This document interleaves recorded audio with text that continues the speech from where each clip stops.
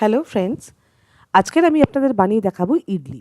এটা বানানোর জন্য আমি 200 গ্রাম বিউলির ডাল আগের দিন রাত্রে ভিজিয়ে রেখে দিয়েছিলাম। আপনারা দেখতে পাচ্ছেন প্রায় আপনারা বলতে পারেন 8-9 ঘন্টা মতন আমি ভিজিয়ে রেখেছিলাম বিউলির ডাল।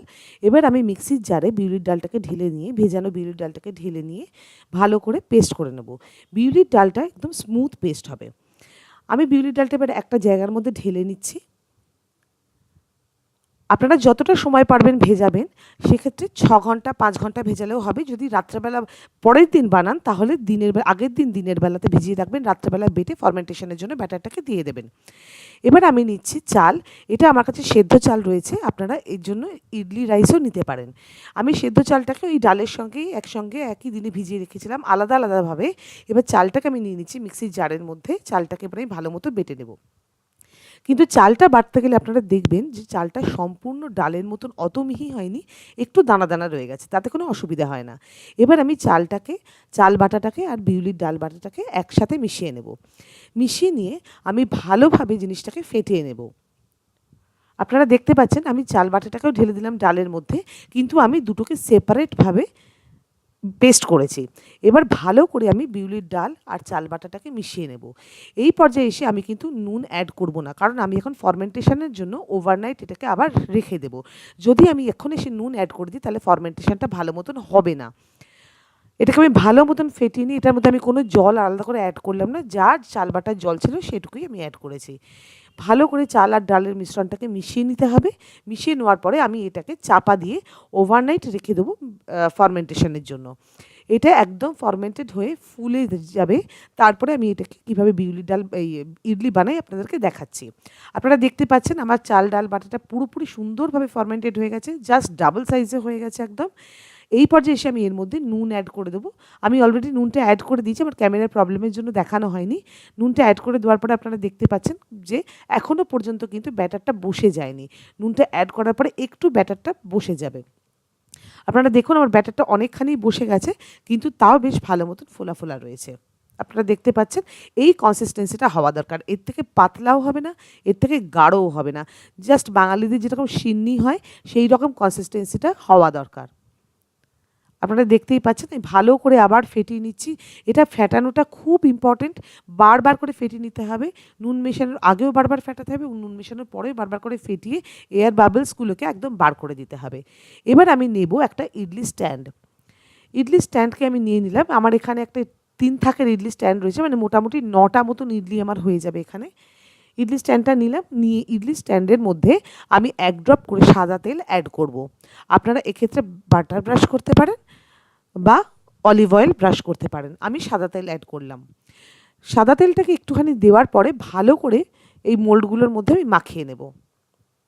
আপনারা দেখতে পাচ্ছেন আমি ভালো করে মাখিয়ে নিচ্ছি। আমি হাতের সাহায্যে মাখাচ্ছি, আপনাদের কাছে যদি ব্রাশ অ্যাভেলেবেল থাকে তাহলে আপনারা ব্রাশের সাহায্যেও মাখিয়ে নিতে পারেন।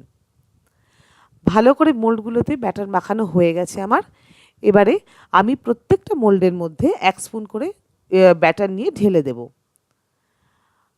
আপনারা দেখুন আমি ঢেলে দিচ্ছি। আচ্ছা, এই ব্যাটারটা যখন আপনারা ঢালবেন তখন যেন একদম কানায় কানায় না হয়, তাহলে ইডলি কিন্তু একটু ফুলে কিন্তু বাইরে পড়ে যাওয়ার চান্স থাকতে পারে।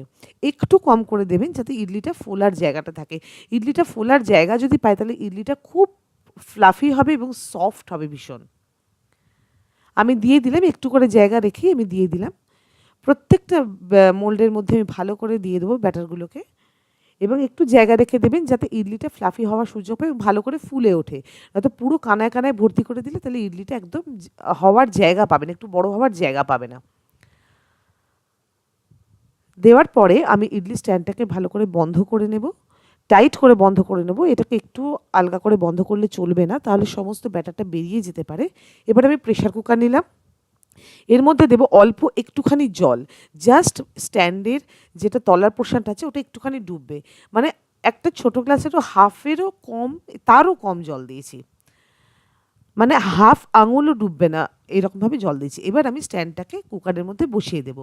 আপনাদের কাছে যদি স্টিমার অ্যাভেলেবেল থাকে, ইডলি স্টিমার, তাহলে আপনারা তার মধ্যেও করতে পারেন, বা কোনো ডেচকির মধ্যে তলায় একটুখানি জল দিয়ে ইডলি স্ট্যান্ড বসিয়ে দিতে পারেন। এক্ষেত্রে আমি প্রেশার কুকারের সিটিটাকে খুলে দেব, দিয়ে আমি এটাকে হতে দেবো অন্ততপক্ষে 10 মিনিট। 10 মিনিট পরে আমি আপনাদেরকে খুলে দেখাচ্ছি। আপনারা দেখুন কি সুন্দর আমার ইডলি তৈরি হয়ে গেছে, বেশ ফ্লাফি এবং স্পঞ্জি ইডলি তৈরি হয়েছে। এটা বড্ড গরম আছে, এটা ঠান্ডা হওয়ার পরে আমি বার করে আপনাদের দেখাচ্ছি। আপনারা দেখুন, আমি আপনাদেরকে কেটে দেখাবো। খুব সুন্দর স্পঞ্জি এবং ফ্লাফি ইডলি তৈরি হয়েছে, এবং দেখুন এই ব্যাটারটা যা দিয়েছিলাম তার থেকে কতখানি বেশি হয়ে গেছে জিনিসটা। আমার সুন্দরভাবে ইডলি তৈরি হয়ে গেছে। এই ইডলিটা সাম্বার, কোকোনাট চাটনি, হারি চাটনি, লাল চাটনি, যে কোনো চাটনির সাথে আর সাম্বারের সাথে খেতে দুর্দান্ত লাগে। জলখাবারে খান, ডিনারে খান বা লাঞ্চে খান। জেনারেলি আমরা ডিনারে করে থাকি, লাঞ্চে এটা খাই না বা জলখাবারে খেয়ে থাকি। এবার একটা ছুরির সাহায্যে আমি এটাকে আস্তে করে চারদিক থেকে ঘুরিয়ে গোল করে নিয়ে এটাকে বার করে নেব। আপনারা চামচে ব্যবহার করতে পারেন, ধারালো মুখোলা যে চামচেগুলো হয়, সেটাকে ভালো করে একটা কর্নার দিয়ে ঢুকিয়ে ভালো করে স্কুপ আউট করে নিতে পারেন ইডলিগুলোকে। আজকের আমার এই ভিডিওটা যদি আপনাদের ভালো লেগে থাকে তাহলে আমার চ্যানেলটিকে সাবস্ক্রাইব করবেন এবং এই ভিডিওটিকে লাইক এবং শেয়ার করতে ভুলবেন না। আর যদি বেল নোটিফিকেশনটা টিপে দেন তাহলে আমার ভিডিওসের সমস্ত আপডেটসগুলো আপনারা ফাটাফাট পেতে থাকবেন। সমস্ত ইডলিগুলোকে আমি এক এক করে বার করে নিচ্ছি সুন্দরভাবে। চামচে থাকলে আরও সুবিধা হয়, আমি এটা পরের বার চামচে দিয়েও করে দেখাবো, খুব সুন্দরভাবে উঠে আসে। আপনারা বাড়িতে বানাবেন আর আমাকে জানাবেন যে আপনাদের ইডলি কেমন হয়েছে। খুব সুন্দর ফ্লাফি ইডলি তৈরি হবে, এই প্রসেসে একদম বানিয়ে দেখবেন আপনারা। আজকের পর্যন্ত এইটুকুই, আবার দেখা হবে অন্য কোনো নতুন রেসিপির সাথে নিয়ে। ধন্যবাদ।